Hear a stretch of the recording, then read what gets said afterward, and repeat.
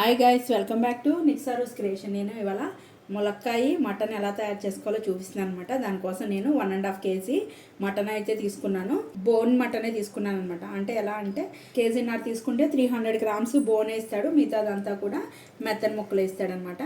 ఇది కేజీన్నర మటన్ అయితే తీసుకున్నాను. శుభ్రంగా వాష్ చేసుకున్న తర్వాత ఇందులో ఒక 3 spoons సాల్ట్, మళ్ళీ తర్వాత మనం ఆనియన్స్లో కూడా వేసుకుంటాము. ఒక 3 spoons కారం, ఒక ఫుల్ స్పూన్తో 2 spoons మసాలా పేస్ట్. నేను రెగ్యులర్గా యూస్ చేస్తాను కదా మసాలా పేస్ట్, అదేనమాట. ఈ మసాలా పేస్ట్ ఎలా చేసుకోవాలన్నది కూడా మీకు కింద డిస్క్రిప్షన్లో ఇస్తాను. దీనికి చక్కగా ముక్కలన్నిటికీ పట్టేలాగా ఈ విధంగా కలిపేసుకోవాలి.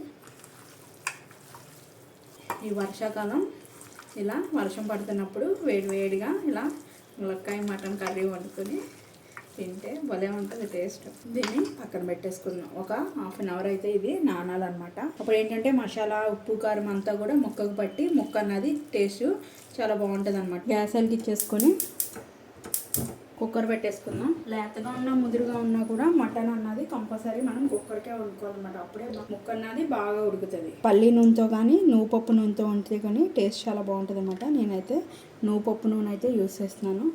రెగ్యులర్గా కూడా మేము అదే ఆయిల్ యూస్ చేస్తాము, సో ఆయిలే యూస్ చేస్తున్నాను. ఆయిల్కి అయిపోయింది. ఇప్పుడు మీడియం సైజు ఆనియన్స్ ఒక 1/4 kg, అంటే నేను కేజీన్నర మటన్ తీసుకున్నాను కాబట్టి ఒక 1/4 kg ఉల్లిపాయ అయితే తీసుకున్నాను. ఒక 10 పచ్చిమిరపకాయలు ఈ విధంగా చీలికలాగా కట్ చేసుకుని వేసుకుంటున్నాను.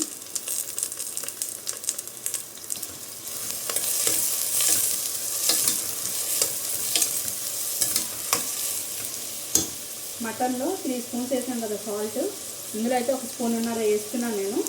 తర్వాత టేస్ట్ చూసుకుని అడ్జస్ట్ చేసుకున్నాం. 1/2 స్పూన్ పసుపు,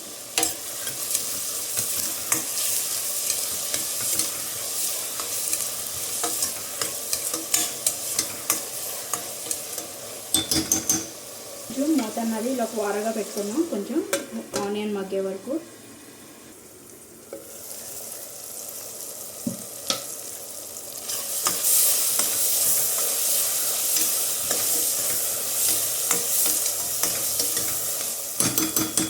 ఇప్పుడు ఒక మీడియం సైజు టొమాటోస్ ఒక 4 తీసుకోవాలన్నమాట. టమాటా వేస్తే ఏంటంటే టేస్ట్ చాలా బాగుంటుంది.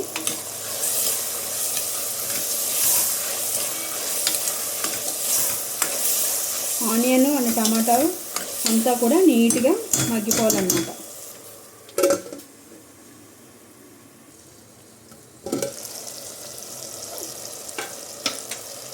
చూడండి, ఈ విధంగా అయితే మగ్గిపోవాలన్నమాట మొత్తం కూడా.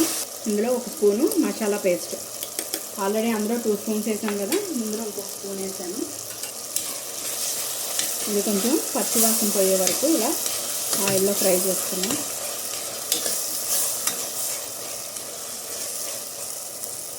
ఇప్పుడు ఇందులో మనం మ్యారినేట్ చేసి పెట్టుకున్న మటన్ ఉంది కదా, అది మొత్తం కూడా ఇందులో వేసేసుకోవాలి.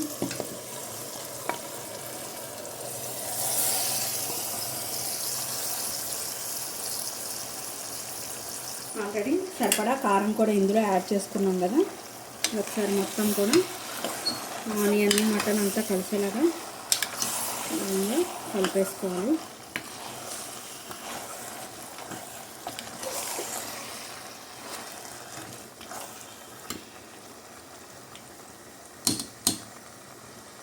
ఇప్పుడు ఇందులో నీట్గా పీచు తీసి కడిగిన ములక్కాయ ముక్కలు, నేను కేజీన్నరకిను 2 ములక్కాయలు అయితే వేస్తున్నాను అనమాట. కొంచెం ముదిరి ములక్కాయలు వేస్తే ఏమవుతుంది అంటే కనుక ముక్క అన్నది విడిలిపోకుండా ఉంటుంది. మటన్ ఎక్కువసేపు ఉడకాలి కాబట్టి కొంచెం ఇలా ముదిరి ముక్కలే వేసుకుని మొత్తం కూడా కలిపేసుకోవాలి.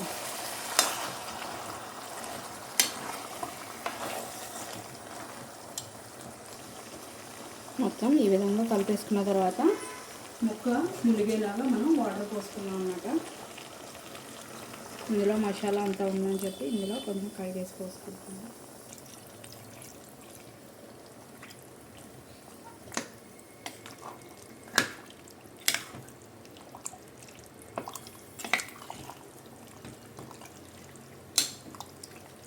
ఇలా ముక్క ములిగేలాగా ఉంటే సరిపోతుంది వాటర్. ఇప్పుడు మనం కుక్కర్ మూత పెట్టేసి విజిల్ పెట్టేసుకుందాం. ఒక 6 విజిల్స్ వచ్చే వరకు దీన్ని ఉడకనిస్తే సరిపోతుంది. 5 విజిల్స్ వచ్చినాయి. ఇప్పుడు గ్యాస్ అయితే మనం ఆఫ్ చేసేసుకుందాం.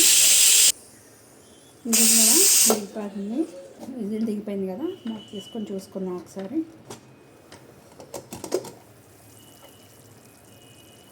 ఇప్పుడు కడిగి సన్నగా కట్ చేసుకున్న కొత్తిమీరని కూడా యాడ్ చేసేసుకుందాం.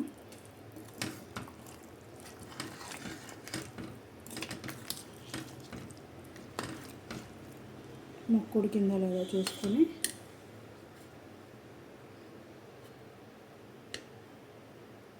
ముక్క అయితే మెత్తగా ఉడిపోయింది. కొంచెం ఎసరు ఉంది కాబట్టి కొంచెం ఎగర పెట్టుకుందాం. లేదు అంటే కనుక ఇలా కూడా మనం సర్వ్ చేసేసుకోవచ్చు.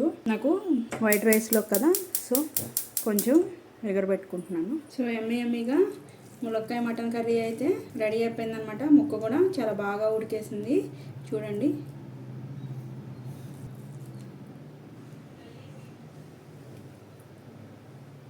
ములక్కాయ ముక్క కూడా టేస్ట్ చూద్దాం. టేస్ట్ అయితే సూపర్ ఉందన్నమాట.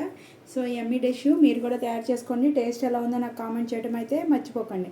మీరు కనుక ఫస్ట్ టైం నా ఛానల్ చూస్తున్నట్టయితే సబ్స్క్రైబ్ చేసుకోండి. ఇలాంటి మరికొత్త వీడియోస్ కోసం బెల్ బటన్ ప్రెస్ చేయడం అయితే మర్చిపోకండి. Thank you guys.